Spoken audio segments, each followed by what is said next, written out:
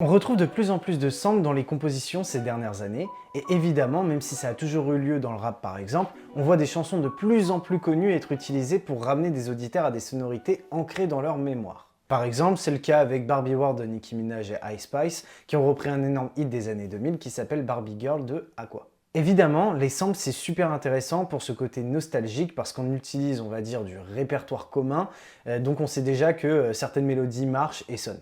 Dans un milieu aussi concurrentiel que la musique, ça peut donc être un avantage considérable. Maintenant, il y a une chose à prendre en compte au niveau des samples. À partir du moment où tu samples quelqu'un, tu dois demander l'autorisation d'exploitation à ses ayants droit. Alors qu'est-ce que ça veut dire? Tout simplement que si tu samples will.i.am sur un son, il doit te donner son accord pour que tu puisses diffuser et exploiter ce son de manière commerciale. Et donc c'est exactement la même chose pour une composition que tu veux placer. Évidemment, les clearings ne sont pas toujours acceptés, et dans 99% des cas où ça l'est, tu dois reverser une partie des droits aux ayants droit du sample. Autrement dit, dans notre exemple, tu dois reverser une partie des droits à will.i.am.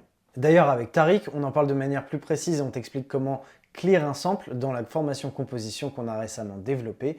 T'as un lien en description si ça t'intéresse. Donc pour répondre à la question de base, oui en effet, tu perds des droits quand tu utilises un sample, car tu dois reverser une partie de ces droits aux ayants droit du sample. Maintenant, la vraie problématique, qui est plus courante, c'est que ça arrive que l'ayant droit n'ait tout simplement pas envie de te céder un accord.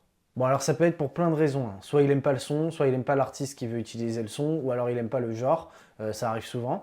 Ou alors dans le cas d'ayant droit de grands artistes, il y a aussi un rapport à l'image et à la stratégie de diffusion, enfin bref, il y a plein de possibilités différentes. Donc, on n'oublie pas en effet que le sample, ça peut être une super manière de trouver des mélodies qui claquent, mais tu as le risque de créer des placements qui ne sortent jamais ou des placements où tu ne touches pratiquement rien. D'ailleurs, si tu travailles avec des éditeurs, tu verras qu'il y a pas mal d'éditeurs qui en ont complètement marre de travailler avec des mecs qui utilisent des samples. Donc, fais attention à ça parce que ça peut te poser des problèmes en fait en termes d'opportunités avec certaines personnes. Et aussi, il y a un truc d'éthique à avoir, c'est qu'il faut absolument déclarer quand tu travailles avec des gens que tu as un sample dans telle composition ou telle composition. Parce que sinon, ça crée juste des bordels entre tout le monde, ça crée des confusions, ça crée aussi des problèmes au niveau de la confiance que quelqu'un va t'accorder, puisque si tu commences à dire qu'il n'y a pas de sample, que la personne avance la prod par exemple, un éditeur avance la prod pour toi en disant il n'y a pas de sample dans cette prod, que l'artiste il utilise cette prod et qu'au final, quand vous déposez les œuvres, on se rend compte que s'il y a un sample, il faut aller convaincre quelqu'un, là tu passes pour un guignol. Si jamais cette vidéo t'a intéressé et que tu veux développer ta carrière de compositeur, sache qu'avec Tariq, on a récemment ouvert une formation sur la composition et dedans, on t'apprend tout ce qui touche à la composition et au business autour de la composition.